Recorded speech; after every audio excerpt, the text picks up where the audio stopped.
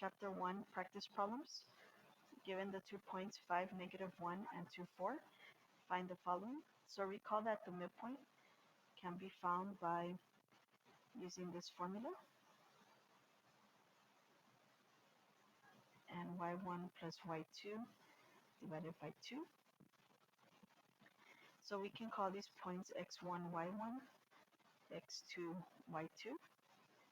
So here we're going to end up with 5 plus 2 divided by 2, and y1 is -1 plus y2 is 4 divided by 2. So we simplify, we get 7 divided by 2 and 3 divided by 2. Now for the distance, recall that the formula for distance is d equals the square root of x2 minus x1 squared plus y2 minus y1 squared. So we can use the same idea. I'm going to plug in or substitute our values. So x2 is 2 minus x1 is 5 squared, and then plus y2 is 4 minus y1 is -1 squared. So we simplify further. 2 minus 5 is -3, and we have our squared, and 4 negative is a positive, so we get 5 squared. So we simplify, so we end up with d -3 squared is 9 plus 25. So we end up with the square root of 34, which is already in simplified form. So you can write the simplified form as this here, or if you like, you can use a decimal on the exam. So this would be 5.83. Let's go to the next problem. Find the equation of a line passing through the points 5, -1, and 2, 4, and graph the equation. Okay, so in order to find the equation, remember that we need to have the slope and at least one point. Okay, so first we're going to find the slope, and this is the slope formula. So if I plug in my numbers, let's call this x1, y1, x2, y2. So y2 is 4, y1 is -1, x2 is 2, and x1 is 5. Negative and negative is positive, so we end up with 5. 2 minus 5 is a -3. So our slope is -5/3. Once we have our slope, then we can use our one of the 2 points. And I'm going to go ahead and use the point slope form. So I'm going to have y minus y1 is -1. My slope, we said, is -5/3. And x1 is given by this point over here, which is going to be 5. Simplify. Negative is a positive 1. And I'm going to distribute our slope. So -5/3 x plus 25/3. I'm going to subtract 1. So we end up with y equals -5/3 x plus 25/3 minus 1. In order to add those, you need a common denominator. So our common denominator is going to be 3. So our final answer is -5/3 x plus 22/3.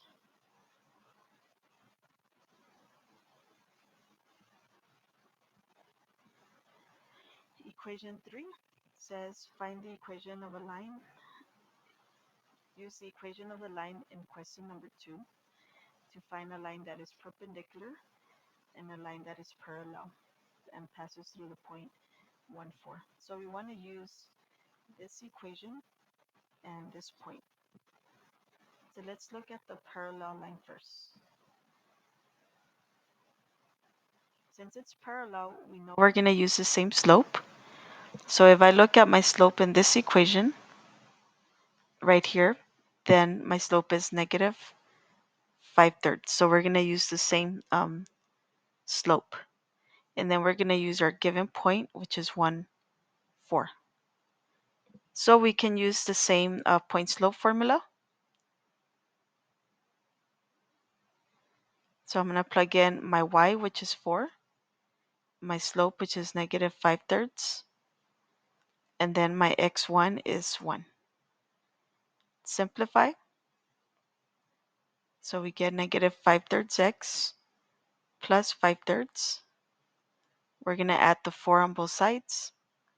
So we get y equals negative 5/3 x plus 5/3 plus the 4. Common denominator is 3. So we get 12/3.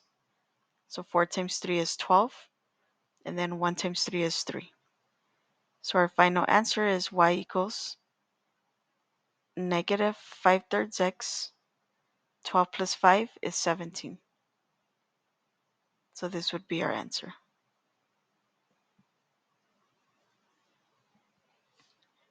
For perpendicular, recall that the slope is a negative reciprocal. So instead of negative 5/3, we're going to use a positive 3/5, and we're going to use the same point. Okay, so we're going to have y minus y1 equals mx minus x1. So y1 is 4, my slope is 3/5, and x1 is 1. Simplify. So we get 1 minus 4 is equal to 3/5 x minus 3/5. So we distributed the 3/5 in the parentheses. Now we're going to add 4 on both sides. So plus 4 on both sides. Common denominator is 5. So 5 times 4 is 20 over 5. So if we simplify, we get 3/5 x plus 17 fifths. Okay, let's go to the next one. So write the standard form of the equation of a circle, -1 and -2, and r is equal to 9. So we want to write the standard form. So remember that the standard form of equation is given by x minus h squared plus y minus k squared is equal to r squared. So in our circle, in our problem, they tell us that h is going to be -1 and k is -2, and then they give us our r. So if we plug that into the information, we get x minus h is -1 squared, plus y minus k is -2 squared, is equal to r, which is 9 squared. Let's simplify. Negative negative is positive, and negative negative is positive. So this is our standard form of the equation. And then it says to graph it.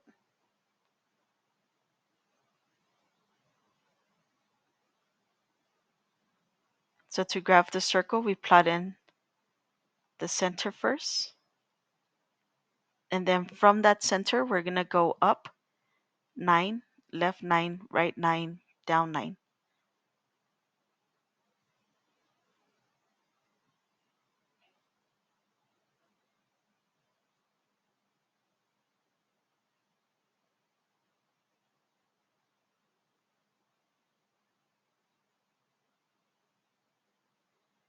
Okay, so from this point, we go up 9. So right here, to the left 9. Right here, to the right 9.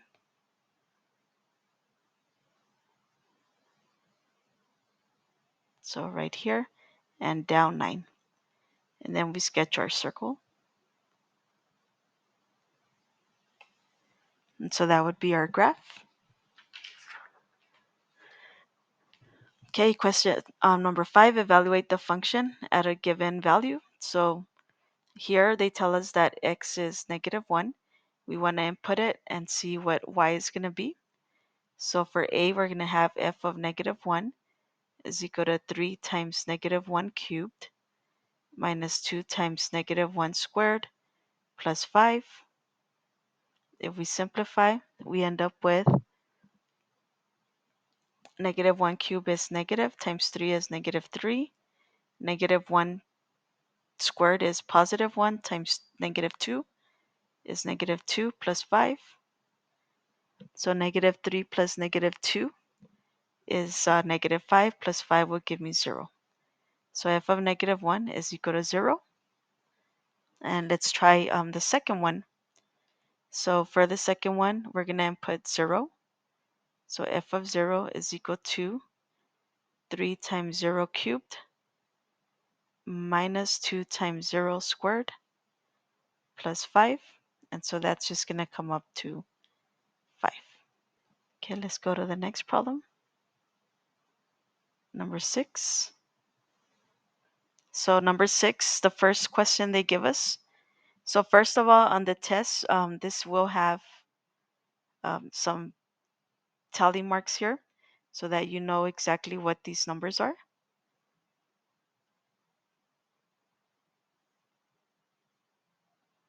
Okay, so the first question is, what is the domain? So here, the domain, notice that you have arrows on both directions. So your domain is just going to be -infinity to +infinity. So that's for letter A. For letter B, the range, your smallest value here is this point. So that point is, so on your paper, it looks more like a,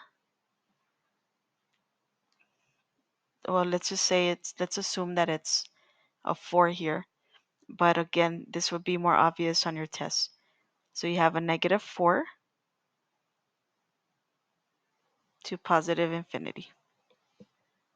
And then the zeros, what are the zeros? So this is a 0 here, this is a 0, and this is a 0. So the value of this looks around 2.5. This one looks around -3.5, so I'm just estimating. And this one is around 1, 2, 3, 4, 5.7, -5.7. So my zeros are at x equals 2.5, x equals -3.5, and x equals -5.7. What is the y-intercept? So this is my y-intercept, and that looks like it's around 0.3. So letter D is 0.3 for my y-intercept. So E is f of -1. So we go to the -1, which is here.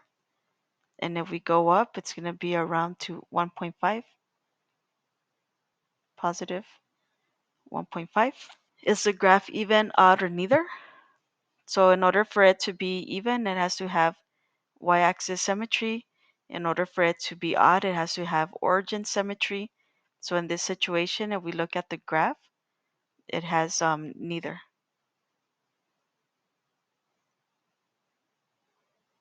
And then letter G, on what intervals is a function increasing, decreasing, or constant? Okay, so we start from left to right. We can see that from -infinity, which is all these numbers here, the graph is decreasing up to this value here, which is 5, so to -5. Once it reaches -5, Once it reaches this point, then it starts to increase all the way to that point. So that's from -5 to about 3.5. And then once, or actually up to 3, let me erase this,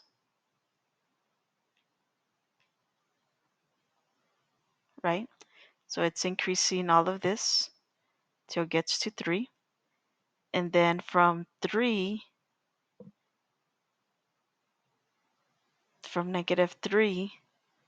to -1, the graph is constant. So that's this area here.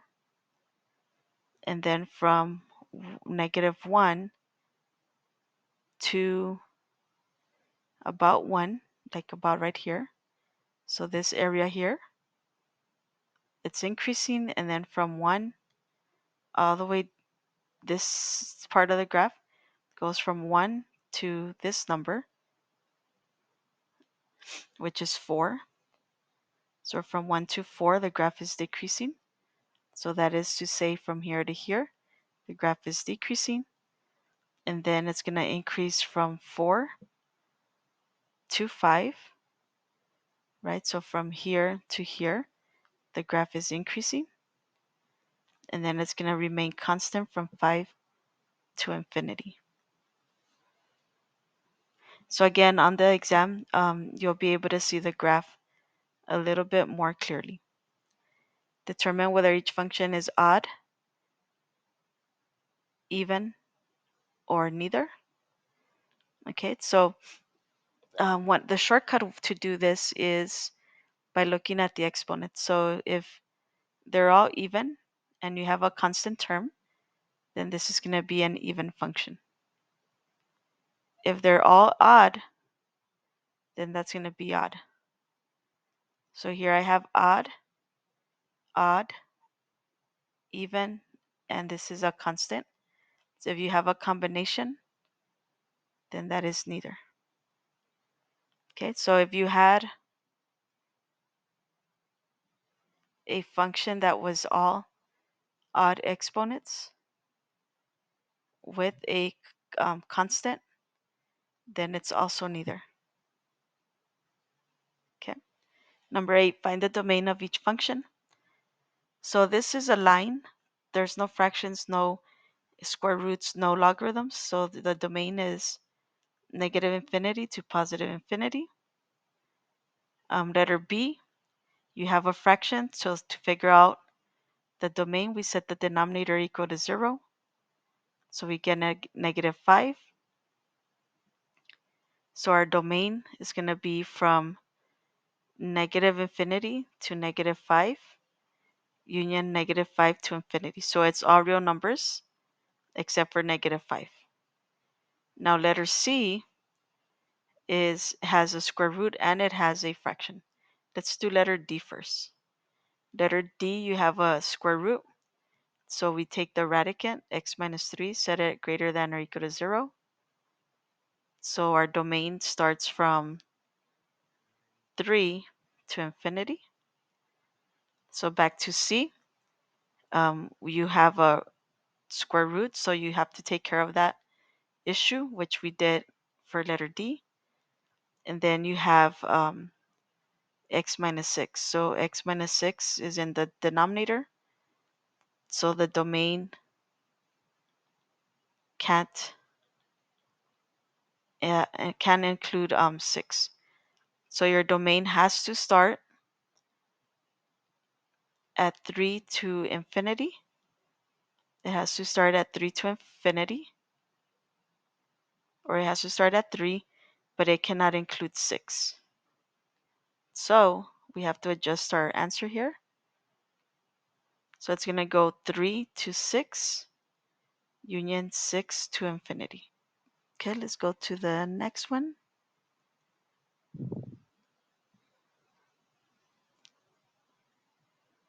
Determine if the equation defines y as a function of x. So if you think of the graph here, this is a line. So that's going to be a function because it passes the vertical line test. This one here, if it helps, you can solve for y. And you can see that this is going to be a parabola that opens down. So it also passes the vertical line tensed. So this is a function. This, since you have a square on the x and a square on the y, that's a circle. So that's not a function because it fails the vertical line test.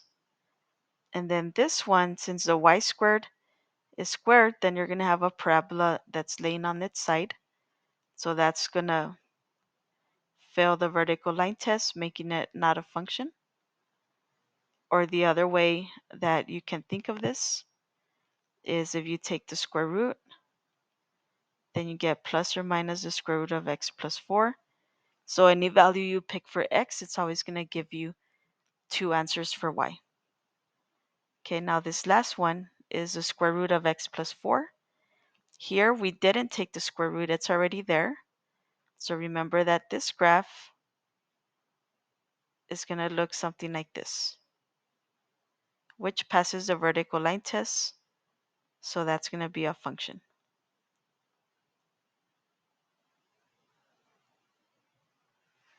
Okay, let's try number 10. You want to add two functions, so it's best to write it as f of x plus g of x. So f of x is x squared minus 2x plus g of x is x plus 1. We can simplify x squared minus x plus 1. If we want to subtract, I'm going to write it up here. F minus g of x will be f of x minus g of x. F of x is x squared minus 2x minus x plus 1 for g of x. Distribute the negative and gather like terms. Okay, letter C. We're multiplying. So here we get f of x is x squared minus 2x and g of x is x plus 1. So if we multiply this, x squared times x is x cubed, x squared times 1 is x squared, negative 2x times x, negative 2x squared, and negative x times 1. Negative 2x times 1 is negative 2x. Gather your like terms.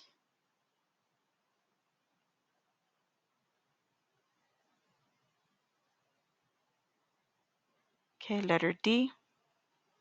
F of g of x is the same as f of x divided by g of x. So f of x is x squared minus 2x.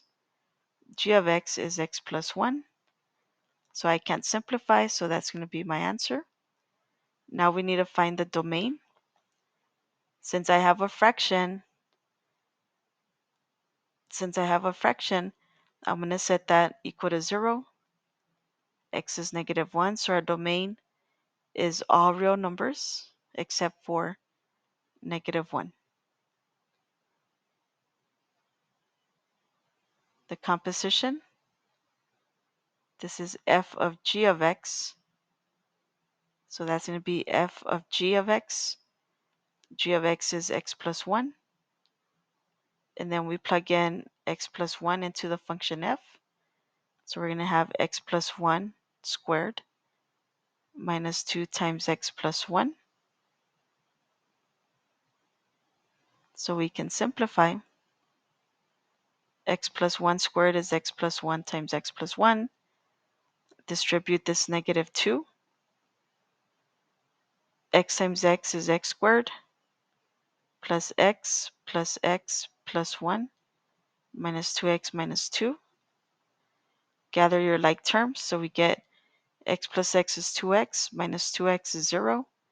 And 1 plus negative 2 is negative 1. Okay, find the inverse. So for letter A, the inverse of x, recall, is we're just switching your x's and your y's. And that will create either inverse. Now for B, there's a little bit more to it. So I'm going to write it here.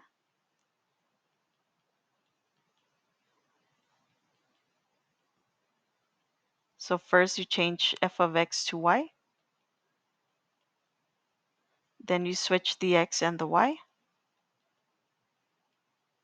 Then you solve for y.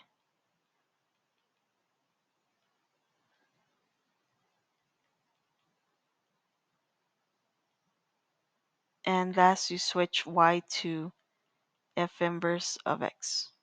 And I'm going to rewrite it as f inverse of x is equal to 4x minus 3. And then the last question is to graph. So x squared is just going to be the parent function. So it looks like this. And then x plus 3, the plus 3 tells me to move to the left 3 units. So my sketch would be this right here. And then letter C, negative 2 tells me to move right. And then negative is reflected on the x-axis. And then plus 4 tells me to move up 4. Okay, so here we have our parent function. This is x squared. So I know that my answer is going to